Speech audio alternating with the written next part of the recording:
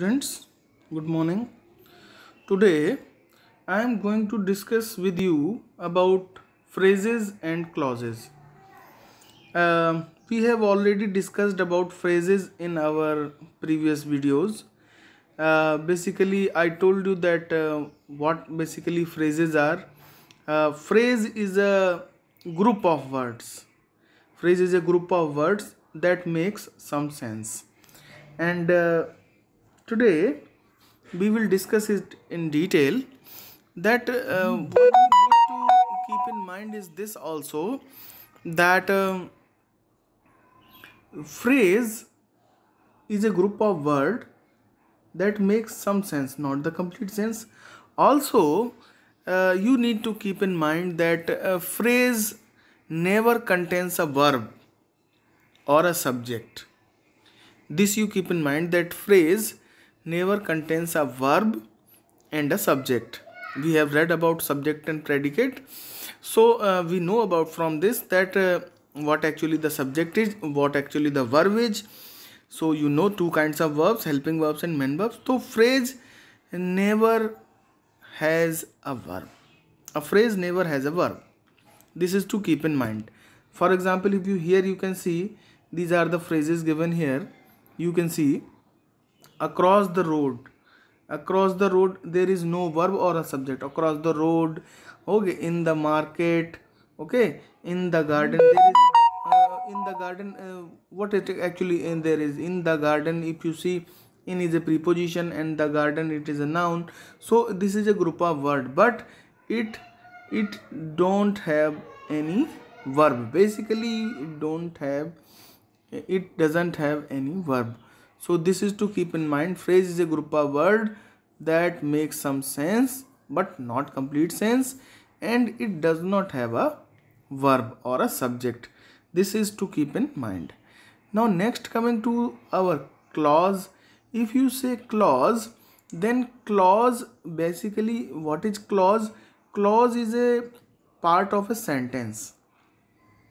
It is a part of a sentence, and it contains a subject and a verb. For example, for example, like if I tell you, um, uh, the boy is going to the market. So the boy is going. If you take this fraction here, then the boy is going. If you say this only, then it contains a subject, and is going is a verb. Is a helping verb, going is a main verb. So this part of a sentence will be treated as a clause. Okay. So this is what the main difference between phrase and clause. What clause always contains a subject and a verb, and depending upon it may have complete sense also. It may have complete sense or may not have complete sense. Here in this example, if you see, the boy is going to the market. So if you say the boy is going, so it is not giving you complete sense. But sometimes it may give you complete sense also. It may give you complete sense also. For example, if I give you another example, here you see, this is an example. You can see example number this 4. You can see, in spite of ill health, she attended the party.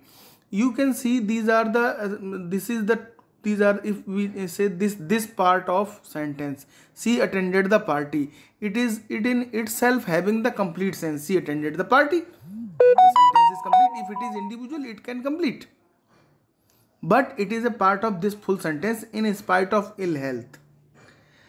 In spite of ill health मतलब ill health के बावजूद, in spite of ill health, she attended the party, उसने party को attend किया. तो she attend the party, उसने party attend की. ये this in itself giving the complete sense. So clause may give you complete sense और may not give you complete sense.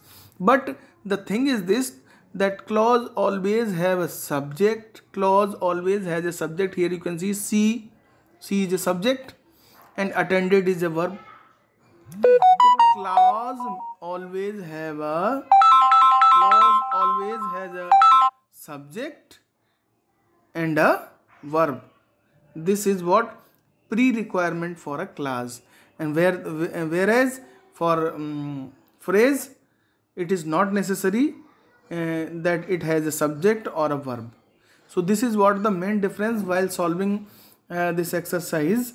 You can keep in mind that phrase never contains a verb or subject, whereas clause always contains a verb and a subject. I think it is clear. If there is a doubt, you can ask me in the doubt section. Thank you.